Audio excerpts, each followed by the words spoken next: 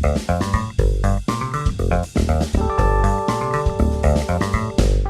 todas estas iniciativas de crear diálogos sur-sur, pensando a Australia como parte de ese sur, muchísima gente los miraba de reojo diciendo, bueno, estos muchachos son medio raros, mirá las ideas locas que tienen. Pero hoy cada vez más gente en ese mismo escenario se ve convocado por este tipo de diálogo y quiere, de algún modo, participar de una iniciativa en esa dirección. Entonces, yo veo algo de eso también en los centros del norte global. No en cualquier lado, por supuesto, ¿no? Yo siempre cuento la misma anécdota que es perfecta, que es que cuando yo fui a trabajar durante un par de años a la Universidad de Nueva York, que es una facultad de Derecho además, es como una universidad tipo de elite, una facultad de Derecho de elite. Entonces uno va ahí y acepta una posición como la que a mí me ofrecieron porque quiere ir a trabajar a Estados Unidos. Digamos, para la lógica de los estadounidenses, vos vas a trabajar ahí porque venís a buscar trabajo. Te trabajás 2 años, te destacás, que ellos creen que hay que destacarse, y después esa experiencia te sirve para conseguir un empleo en Estados Unidos. Entonces, uno de las dos personas que eran mis anfitriones en Nueva York, cuando yo presento mi primer paper sobre la historia de la transición a la democracia en la Argentina y su relación con el poder de castigar y el uso del poder de castigar entre fines de los 70 y comienzos de los 80, después de terminar la reunión, me invitó a almorzar y me dice, yo te voy a dar a vos a piece of professional advice, ¿no? Bueno, podía hablar de estos temas acá, porque no le importan a nadie. Entonces, si vos querés quedarte acá, tenés que hablar de otra cosa, tenés que investigar otra cosa. Entonces, yo después inmediatamente le dije, muchas gracias por el piece of professional advice, pero el problema es que yo no me quiero quedar acá. Yo vine acá porque me ofrecieron, como decía el padrino, una oferta que usted no puede rechazar, y me pareció genial pasar 2 años a Nueva York, pero yo después me quiero volver a mi casa, a la Argentina. Y el chico me miraba así, ¿no? Decía, ¿cómo te querés volver a tu casa? Entonces, es una buena persona, digamos, pero de esos hay cientos de miles. Entonces, no estoy diciendo con esto que de repente hay un interés floreciente de grandes masas de criminólogos, incluso críticos. Este señor no era un criminólogo conservador, que estén interesados en este tipo de diálogo, pero creo que hay cada vez más. Ahora, una cosa es manifestar un interés, que puede ser, por ejemplo, tomarse un avión y venir a Sao Paulo a un evento en el que discutamos sobre el encarcelamiento de masa en Brasil, sus condiciones, sus efectos, etc. Y bueno, y haya muy buena onda, mucho interés y demás. Y otra cosa es que vayan a leer un texto escrito por un brasileño sobre el encarcelamiento de masas en Brasil. ¿No? Entonces, como decías, no nos leen. Y eso es un pasaje ulterior. O sea, lograr que uno de esos gringos te lea es difícil. Entonces, para eso hay que hacer algunas cosas muy duras. Una es escribir en inglés.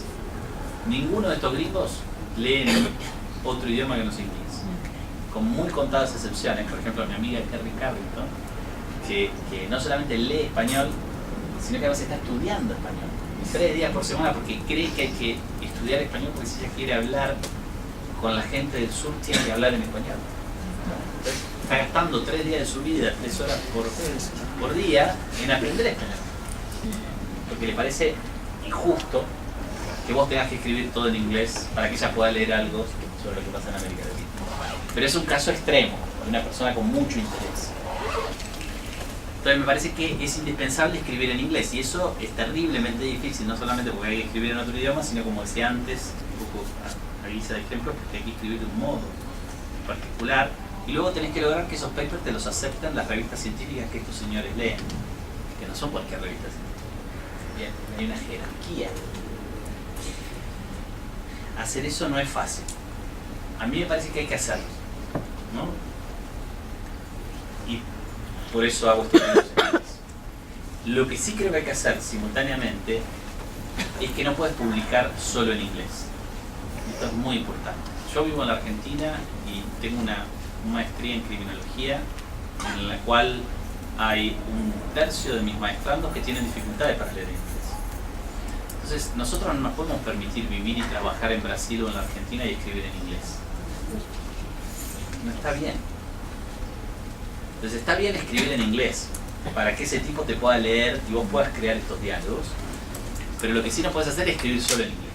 Si escribís solo en inglés, andate al demonio. Sí, no me parece que haga mucho honor a la tradición del pensamiento crítico, intelectuales latinoamericanos que escriben en inglés. Entonces, lo que tenemos que hacer es escribir en inglés y lo que hayas escrito en inglés, traducirlo y publicarlo en español. O en portugués, si es tu idioma. Digo, pero es indispensable hacer eso para que justamente este gesto no se transforme además en una especie de nuevo estilo de litigio. Y con preocupación yo veo eso en las ciencias sociales, al menos en la Argentina, no me animo a opinar en Brasil. Pero he visto gente que logra entrar en estos canales de diálogo y un poco, o hace dos cosas. Bueno, en un momento como el de la Argentina de hoy, donde perdemos salario, perdemos 100% del salario en 8 meses, mucha de esta gente lo que hace es se toma un avión y se va al demonio. Y la verdad que es bastante entendible. Pero digamos, aún en momentos no tan dramáticos como los de esta situación actual, la gente se queda, no se va físicamente, pero se va intelectualmente. Entonces dialoga solo con... y eso me parece terriblemente problemático. Con respecto al problema de la unidad de la etimología crítica brasileña, los disensos, que me parece un temazo para hablar detalladamente, ¿no? Yo creo que hay sobre esto en la tradición crítica, no solo en Brasil, digo en América Latina más en general, hay muchos problemas, tenemos muchos problemas y hay que reconocerlo, ¿no? La expresión que usaste, sectarismo, y también la referencia a las particularidades, son dos problemas que a mí me parece con los cuales hay que lidiar. Yo me he pasado casi todo el tiempo de los últimos 15 años tratando de revelar especificidades, particularidades, peculiaridades. Creo que es una tarea fundamental, que digamos, que justamente podamos revelar esas especificidades, particularidades, peculiaridades, mostrarlas, mostrar su importancia, su densidad, y es algo súper importante. Pero eso te puede llevar a un camino que es el camino de pensar que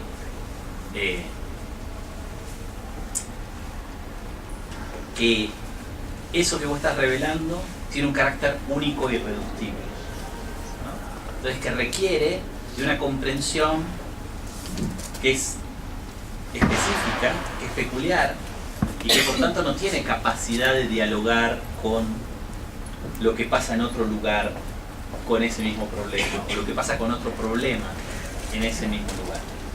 Entonces a mí me parece que es fundamental que nuestra búsqueda por revelar las peculiaridades no anule la vocación por la generalización. Cuando yo abogo por este encuentro con el momento empírico, no estoy abogando por un encuentro con el momento empírico que me enamore, que me haga enamorarme de lo particular. Entonces me deje ahí en los pormenores de un encuentro con el momento empírico que cae en el empiricismo, justamente otra expresión que vos usás. Estoy abogando por un encuentro con el momento empírico que tiene por detrás siempre una vocación de carácter teórico y por tanto de carácter general. Entonces no basta con decir lo que pasa acá es distinto a lo que pasa allá. ¿Se entiende? Es importante decirlo, pero también es importante construir afirmaciones de carácter general a partir de esa exploración de las peculiaridades o de las particularidades. Y a partir de ese diálogo con mañana voy a decir algo sobre esto, comparando con esos otros escenarios podemos avanzar en la construcción de esas generalizaciones. Podemos avanzar en considerarnos más firmes, más confiados sobre esas generalizaciones. Lo que sí no hay que hacer es, en este proceso que es esencialmente inductivo, para decirlo de algún modo, no hay que abandonar nunca la búsqueda de la generalización, pero lo que sí hay que hacer es no partir de la generalización. O sea, yo creo que lo que está ampliamente demostrado es que si nuestra relación con las teorías, los conceptos y los argumentos generados en el norte global, con una vocación de universalidad y de, en realidad, nos toma a nosotros en una posición deductiva, tomamos eso, vemos cómo se aplica a nuestros contextos, reproducimos la historia de la dependencia y la subalternidad. Me parece que la única manera de no hacer eso es a partir de este encuentro fuerte con el momento empírico, que es de carácter inductivo, pero que reivindica también, digámoslo así, competir en el terreno de la generalización. Y yo creo que es viable. El sectarismo creo que viene de la mano de otras cosas, que es que la compañía de los críticos es siempre una compañía complicada. A mí, ¿no? A mí me encantan, pero convengamos que es complicada. Convengamos que los críticos estamos mucho más habituados a encontrar los defectos en todo aquello con lo que nos enfrentamos, que es un poco el ejercicio de la crítica es volver inestable lo que aparece inestable, desnaturalizar lo que aparece naturalizado. Y eso nos pasa con los colegas. Entonces, si hay un colega que dice que las cosas son verdes, nosotros decimos no, son verde clarito. O verde oscuro, que no es lo mismo que decir que son verdes, ¿no? Y entonces el giro ese último, no, tal vez. Entonces, subsistir a este ejercicio y crear comunidad al mismo tiempo es un gran desafío, ¿no? La tradición intelectual latinoamericana, y creo que esto también es válido para Brasil, es una tradición intelectual en donde la compañía de los críticos está siempre muy abierta a la producción de sismas, ¿no? ¿Viste? A fundar otra iglesia, ¿no? Entonces, nada, nos peleamos porque vos decís que es verde clarito y yo digo que es verde oscuro, y bueno, listo, nos vamos todos los que pensamos que es verde claro a otro lugar y fundamos otra iglesia, ¿no? Donde ahora le cantamos loa al verde clarito, te dejamos a vos con el verde oscuro y no queremos hablar más conmigo, porque vos decís que las cosas son verdes. Entonces, yo creo que eso es un problemón, no es un problema. Y es un problema que a veces está vinculado al problema anterior, o sea, el problema de el enamoramiento de lo particular, el enamoramiento con lo singular, pero para mí también está vinculado a esta actitud crítica, una cosa más general. Y la manera de romper con eso es trabajar en crear comunidad, en crear la comunidad más amplia posible, ¿no? Ese trabajo es súper difícil, pero para mí hay que hacerlo. Y yo creo que en América Latina nosotros tenemos toda una agenda que sigue estando pendiente, pese a que hemos avanzado mucho en dialogar. Que hoy conocemos mucho más, o sea, yo puedo conocer el trabajo de Víctor, que es algo que hace 10 años era muy difícil que ocurriera. Hoy lo podemos hacer mejor. Estamos mejorando nuestra capacidad de dialogar sur-sur, que era un poco a lo que quería volver después, ¿no? Nuestra capacidad de dialogar sur-sur, de crear redes que sean estables, donde nos encontremos frecuentemente y donde sepamos qué hizo quién, cuándo, cómo, de qué manera y cómo podemos fertilizarnos recíprocamente, pero eso requiere un tipo de actitud antisectaria.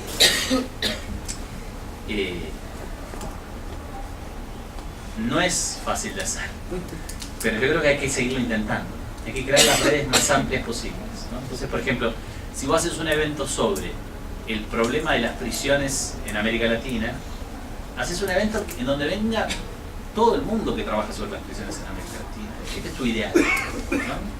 Después te puedes discutir si las prisiones son verde clarito o verde oscura dentro del evento, pero necesitas crear la plataforma en la que esa discusión se pueda generar. Esto es difícil de hacer en Brasil, con la compañía de los críticos. Bueno, es mucho más difícil de hacer en América Latina como un todo, pero para mí hay que seguir tratando. No hay mucha otra receta. Con respecto al déficit teórico, nosotros tenemos nosotros como buenos dependientes, como buenos subordinados, tendemos además a construir expectativas pequeñas, ¿no? Cuando un estudiante de maestría o doctorado mío viene y escribe un paper para una presentación, una ponencia, y escribe y dice las mutaciones en la construcción del orden en la prisión número 1 de la provincia de Santa Fe luego de un escándalo público, y pone 2005-2010. Entonces, un investigador en los Estados Unidos que hizo esa misma investigación dice orden, escándalo y prisión. Hace una teoría de las mutaciones en el mantenimiento del orden en la prisión contemporánea. Y el tipo hizo el mismo trabajo empírico que mi estudiante. Pero mi estudiante va al congreso y dice, no, yo lo que pasa es que lo que yo hice fue, miré esto, esto y esto, y hasta aquí. Y hay como una especie de autolimitación, ¿no? Que por otro lado una búsqueda también de seguridad, del subordinado. O sea, yo sobre este terreno no hay nadie que me pueda decir nada, porque sobre la prisión número 1 de la provincia de Santa Fe entre 2005 y 2000, el único que hice eso soy yo. Entonces todo lo que vaya a decir no me lo puede discutir nadie, voy a estar perfecto. En cambio, si hablo sobre escándalo, orden y prisiones contemporáneas, te mete un Foucault. Claro, entro en otro plano de discusión. Entonces, bueno, igual yo creo que ahí hay todo un esfuerzo de la manera en la que uno presenta las cosas y también una especie de animarse a, ¿no? De animarse a generar ese salto, ¿no? Y eso es impresionante como los gringos lo tienen completamente naturalizado, porque ellos, qué sé yo, ¿viste? Vos los invitás a dar 3 charlas y dicen, bueno, te voy a contar la historia del castigo en las sociedades contemporáneas, ¿no? Y en 3 charlas, hasta una charla sobre el siglo XVI, el siglo XIX, otra sobre el XX y otra sobre el XXI. Y bueno, ya está. Y el tipo lo hace, cuando lo hace, si vos sabés de ese tema, vas a encontrar un montón de huecos, de agujeros, de problemas. Y no, claro, sí, tiene un montón de huecos y agujeros, pero la imaginación consiste en hacer esto, la imaginación teórica consiste en hacer esto. Y yo tiro todas estas cosas para que ustedes me digan los huecos y los agujeros que tienen. Y después voy a volver a mi casa y voy a trabajar los próximos 3 meses para la próxima vez hacerlo mejor. Entonces me parece que hay un esfuerzo hay una vocación por avanzar en esa dirección que se puede. Pero no quiero dejar de decir esto. También eso tiene que ver con un estilo de investigación. Aquí vuelvo un poco al problema del estilo. Hay un estilo de investigación empírica en América Latina, en las ciencias sociales en general, y por tanto en el campo de la criminología, que construye una investigación empírica que de vuelta se enamora del dato empírico. Entonces me presenta, ¿no?, imágenes súper detalladas de ese dato empírico, ¿no?, de un modo muy agudo. Esto, aunque me duele decirlo, es más típico de quienes hacen investigación cualitativa de quienes hacen investigación cuantitativa, una forma de construcción de la investigación cuantitativa que requiere que uno tenga una hipótesis de carácter general detrás de cualquier análisis de correlación o de regresión que haga. En cambio, quien trabaja me duele decirlo porque a mí me interesa mucho más leer cosas cualitativas que cuantitativas, pero me encuentro muchas veces con textos que me reproducen hasta el vómito los 10 comentarios de los 10 entrevistados que entrevisté. Bueno, y después entonces, ¿qué? ¿Esto con qué se come? Yo trabajé mucho en el pasado, pero ahora no tanto, pero estoy ahora empezando a volver sobre cosas históricas. Y entre los historiadores también pasa eso. ¿Ves?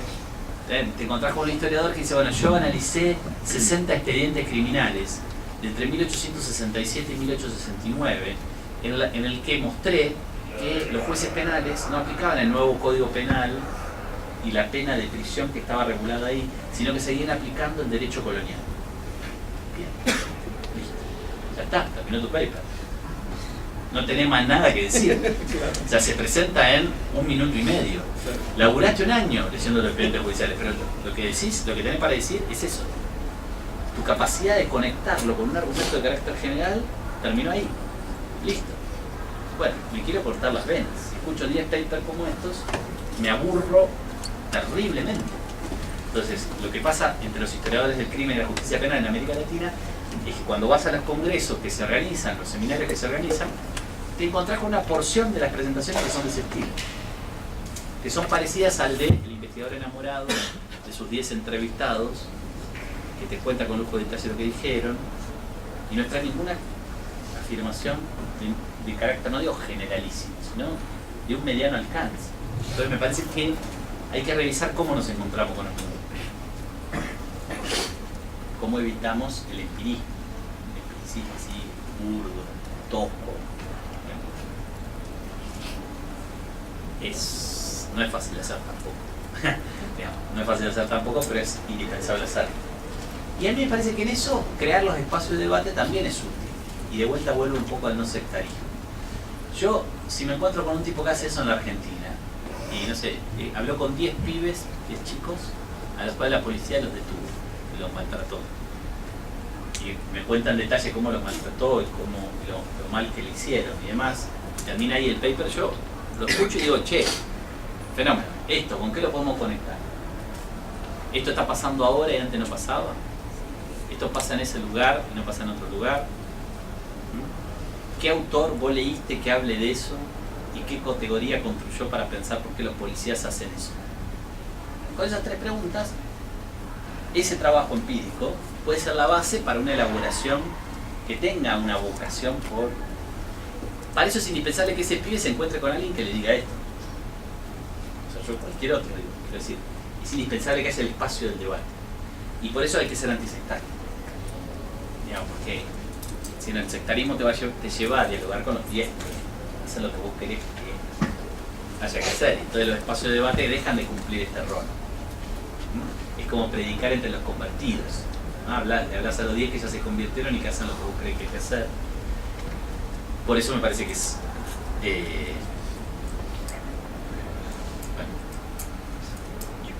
de ahí a dominarlos, no sé. Hay que ser osado. Hay que ser osado, pero lo que yo creo es que, no sé si dominarlos, pero sí hay que hacer esto, hay que aventurarse, ¿no? Por ejemplo, todos estos trabajos sobre Southern Criminology, que yo debo confesar que cuando me embarqué en este tipo de trabajo, lo hice de forma bastante escéptica. Diciendo, bueno, estos amigos que son un poco locos, quieren que hagamos esto, yo estoy de acuerdo, me parece bien, pero no va a funcionar. Y después funcionó. Entonces salió un artículo del British Journal of Criminology, que no es cualquier revista, es una revista muy prestigiosa. Entonces inmediatamente nos llama un editor y dice, queremos hacer un handbook sobre la criminología de la traducción. Vamos a hacer esto. Terminamos contactando 70 tipos, 20 y pico de países y creando algo que empieza a adquirir una cierta proporción. Entonces, yo fui ahora al Congreso de la Sociedad Europea de Criminología y presentamos este handbook, ¿no? Con algunos de los colegas que escriben en el libro, se presentan. Y había un montón de europeos, criminólogos europeos, que me dicen, ¿qué carajo es esto de criminología del sur? Y a nosotros, ¿por qué nos deberíamos hacer? Y bueno, y había que sentarse, fumarse un caño y explicarles por qué podía ser interesante. Con mucha paciencia y tratando de no ser sectario, no reaccionar diciendo, bueno, ¿sabes qué? Lo que pasa es que Nunca lo vas a entender. No entendés nada, vos no entendés nada. Por eso. Y debo decir que juzgándolo así, desde ese punto de vista, pese a mis prevenciones iniciales y actuales también, que también las sigo teniendo para usted, creo que vale la pena intentar crear esos espacios de diálogo, aún en los lugares más impensados, ¿viste? La Sociedad Europea de Criminología no es un lugar que esté muy... es una sociedad europea, en el sentido bien estricto de la expresión. Pero no tiene mucho espacio para cosas que pasan más allá de Europa. Pero creo que vale la pena intentarlo, digamos. No digo que eso sea un poco sencillo, pero son iniciativas que nosotros tenemos que animarnos a proponer, ¿no? A instalar. Entonces esto de decir, bueno, gobierno de las prisiones. Bueno, hoy América Latina tiene para decir algo en el debate internacional sobre las relaciones de gobierno en las prisiones, que es terriblemente importante. Y tiene más gente haciendo investigación sobre eso que cualquier otra región del mundo. Entonces nosotros tenemos que lograr que estos tipos no digan esto exótico. Para lograr eso, ¿qué tenés que hacer? Y hay que clavar una special issue en una revista relevante, hay que publicar un libro, hay que... Bueno, vamos, ¿no? Mañana hay que empezar a las 8. A las 7.